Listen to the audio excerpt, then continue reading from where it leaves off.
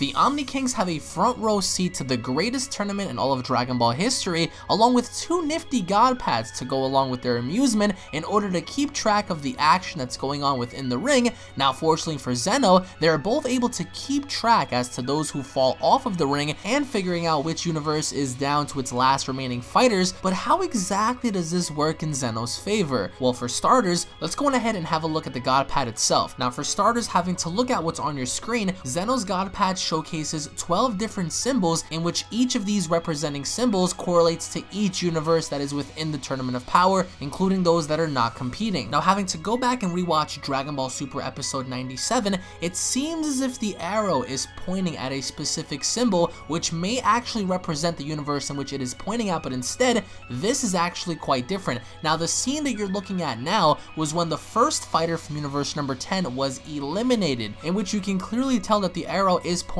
at a snowflake-like object, in which at first glance allows you to assume the idea that this perhaps is universe number 10 in which it is pointing at, but instead, the scene that follows after showcases the Omni King tapping onto the GodPad, in which we see something different occur. Now if you look on the top left-hand corner, it looks like we have a green-like symbol that is different in comparison to what we saw prior to the Omni King tapping onto the GodPad, which indicates the arrow doesn't really point at the specific universe that was ringed out, because shortly after we've seen another fighter get eliminated from Kitela's universe, universe number 4, and we clearly get to see the arrow point at a specific object on the GodPad as the Omni King taps once again onto the GodPad, in which we get something completely different. As you guys can already tell based on your screen, if you look on the upper left hand corner, we get to see a different symbol be portrayed than the actual symbol that the arrow is pointing at on the GodPad. And of course, yes, in case you were wondering, each of these symbols represents each individual god of destruction,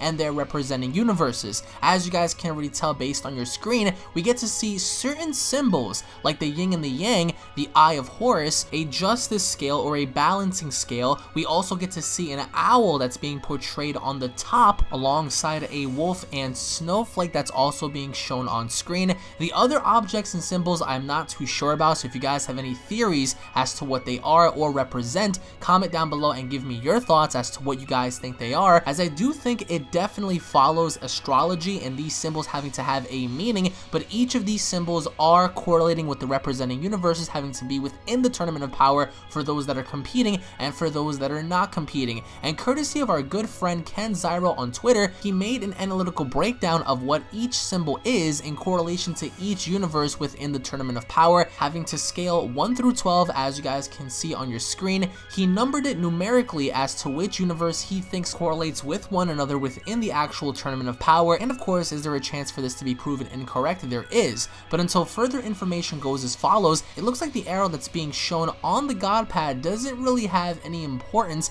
as the Omni King taps onto something very different as to what the arrow is pointing at. But even so, having to go back to Kitela's universe in universe number 4, it's as clear as day that there are 2 empty spots on the overall team, and one of which having to be Damon or Daimon, a fighter that is confirmed to be from universe number 4, and courtesy to Ken Zyro, it looks like we have a little bit of information as to who this character is, and it goes as follows. Using dodging and self-destruct techniques, disappears then reappears in mid-air or from the ground, waits for enemies to attack, then aims to counter using his techniques, dodges and sheds its skin, leaving behind an empty shell, a cast-off shell, and insect warrior. So it looks like this being is in fact from universe number 4, as the universe 7 fighters were questioning on whether or not 8 fighters was enough, as Tien was the only one that was able to pick up a faint presence coming from that universe, which indicates that 2 other fighters are from there, one of which having to be Damon or Daimon. And of course, lastly, the 3 fighters that were showcased within the Tournament of Power thus far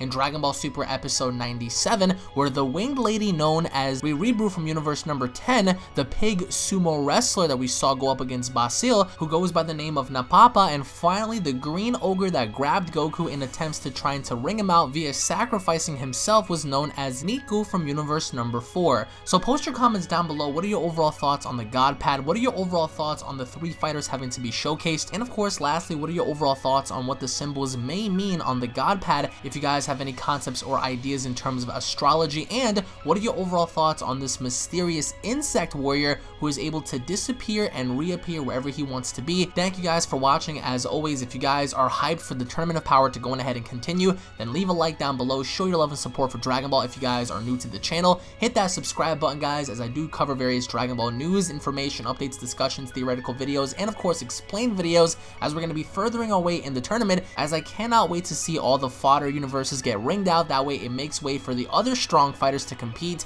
such as Vegeta, Ultimate Gohan, Hit, Jiren, Toppo, and Goku. Thank you guys for watching. As always, tune back in for more, and I'll be seeing you all down in the comment section below. Have a great day, everybody. Peace.